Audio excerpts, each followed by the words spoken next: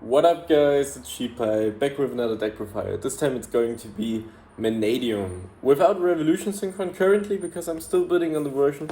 And I think this one, without, I have like almost solved, so I'm pretty confident in it. So I'm gonna show you this one, and whenever I get to the conclusion that I have a good list with Revolution Synchron, I'm going to show you, but I don't really think it's necessary, but I think it has some nice applications. So we will see in the future which will be the better version. But for now, let's get into Mannadium.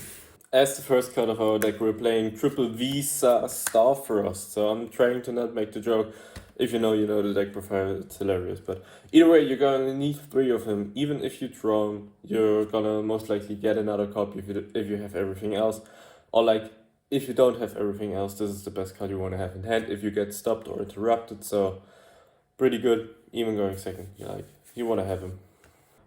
Then getting into the Scarecrow package, we're playing triple Rykard, 2 Fenrir, and 1 Scarecrow, which is a pretty huge monster count. I know like some people are playing only 1 or 2 Rykard, so I feel like 3 are perfect because this is like one of the best third pieces you want to draw, but also with the addition of Visas Amritara, which is the new guy, it's way better to start off with him. Like, if you get him plus a ball, you can just get into the Visas Amritara pretty easily, and then you just have a good full combo. Also, if you already draw him, you don't need to search him, so you can draw or like search the Scarecrow Kashtira, which is pretty huge thinking about Purely as a deck, because I think Purely will be relevant, and I think like being able to get the Scarecrow Kashtira to just bait something.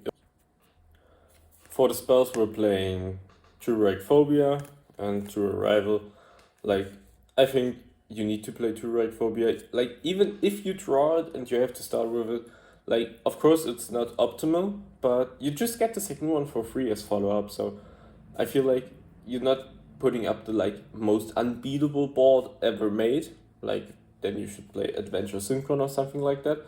But just to have your bot been beaten, have a Fierce Bear as follow-up is pretty cool, and it's also like pretty much always free, so why wouldn't you take it? And also a True Arrival, nice card to draw, nice card to search, and going second, those 2 are insane. Getting into the Mannadiums, we're playing triple Realm Heart, 3 Meek, and 1 Drid. I'm only playing 1 Drid because pre-Dune I only played triple Meek and no Fearless. And I feel like the balls are more going first cuts than they are going second cuts, because you have to think about it like this. They're so dependent on having a monster on the field that makes it hard like to use them good or like use them effectively going second. And also, you really don't want to draw 2 balls going second. Like, even if you play, for example, you would play 2 Drid, 3 Fearless, and 3 Meek, or just like 3 and 3, then there would be the situation where you get like your normal summon and 2 balls, and if your normal summon gets hit, you're pretty much like losing at this point. And also, you can special summon both, but you don't have that many pops to just keep cycling them, and crashing is not always the best option, so like you don't want to do it except like when you have to, but you don't want to put yourself in the position where you have to. So I feel like 4 are perfect, you don't draw multiples, and this is just another copy of Meek. Starting with Meek is still better, and I just feel like it's just a nice consistency boost, because if you play a 2-card combo deck, you want to get as close to the 2-card combinations, like around 20 cards that are 2-card combinations with each other. So we're getting closer to the count, or like we're at 21 if I'm not mistaken, but you cannot perfectly pair like every card like those 2. So you just want to stick around that number. And for the spells, we're playing triple Calarium, triple Obsession, and 1 Imaginings and 1 Rhoda. First up, this could be the counter trap. I chose to not main deck the counter trap. Of course, I'm going to side deck the counter trap, but I feel like not main decking the counter trap is like optimal, because even if your opponent has Dark Ruler, like, so be it, but you have to consider you need to go first. You need to be not stopped and be able to search your counter trap, and your opponent needs to draw Dark Ruler, or like going second.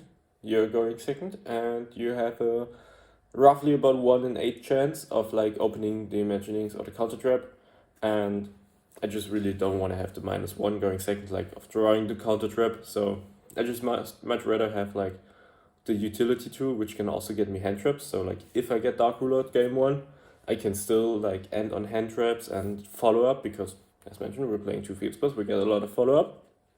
So I just feel like this is better in the main. But of course you're going to cite your element's Heartbeat for the Visas Amritara, and you're going to cite the Mannadium Reframing. So I feel like Imagining this is perfect. And if you can see, we're playing no Terraforming. This is because I expect Draw to be in everyone's deck. And I feel like Terraforming just plays heavily into Draw. And Rhoda is just too good of a card. So I'm not going to cut the Rhoda, but I feel like Terraforming is a little bit redundant playing into Draw, like Searching a Searcher. So a little bit meh, but we get into it if we get to the Revolution Synchron variant, if I find something. Getting into the non-engine, we're playing 2 Triple Tactics Talents, because we're a 2-card combo deck and I would love to play 3, but I don't want to cut hand traps.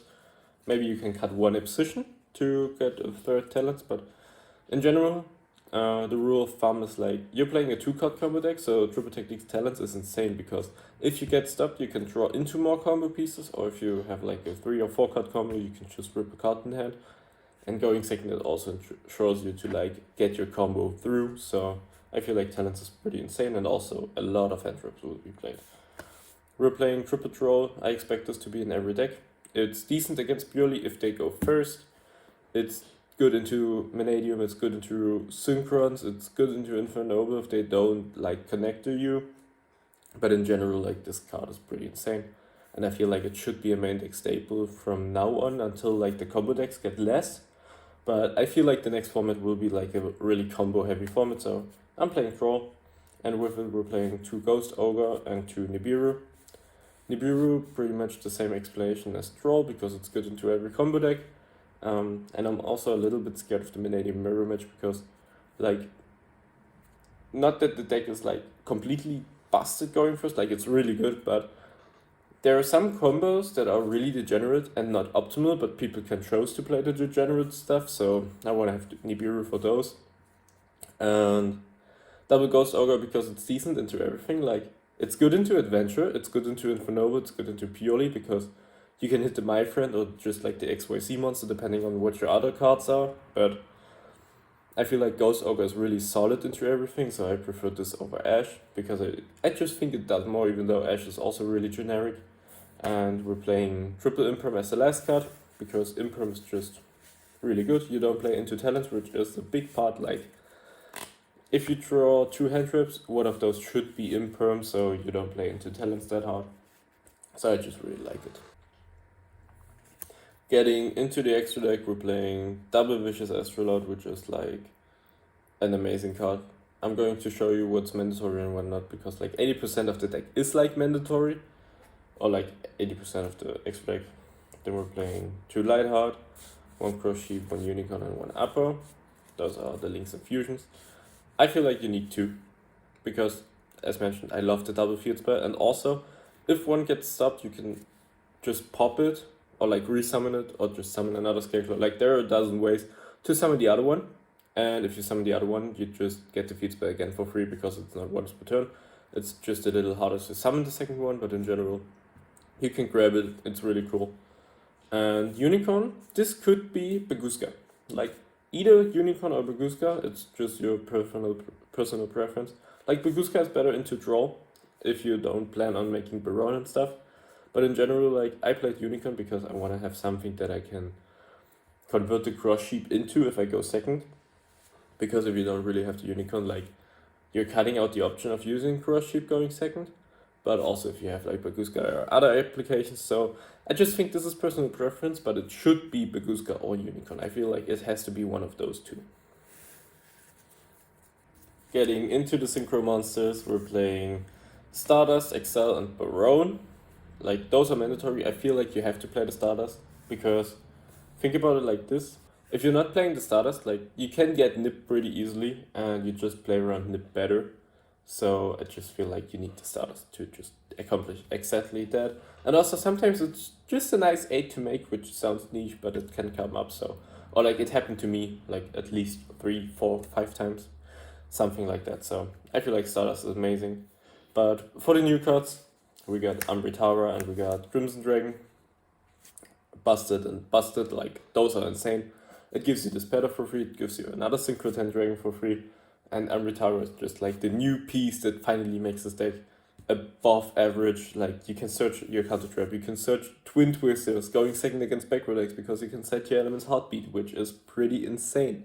It counts as Visas on the field, so your Link Scareclaw gets like way better. So I feel like this card accomplishes everything, and just searching Imaginations, like the draw 2 put 1 back, is insane. Like, when you get into playtesting and like into comboing, just getting the Imaginations is insane. And also, important thing, Imaginations can banish itself from the graveyard to make your Rium or Rysard, a tuner, being able to synchro into Crimson Dragon with Wishes Astrolord. Like, niche application, but pretty cool one.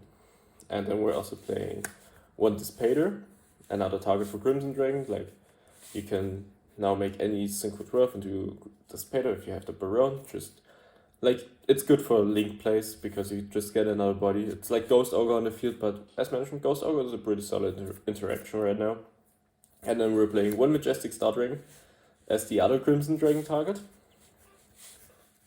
Because sometimes or like a lot of times where you open Rium Heart or like the way to Rium Heart, you're going into the Majestic Star over the Dissipator because this is just better than Baron. Like, it negates and pops everything your opponent controls, so it's insane. So like, usually you're going to try to end on Apo, Baron, and him, and this card is just pretty much great. So I really like the interaction between these two.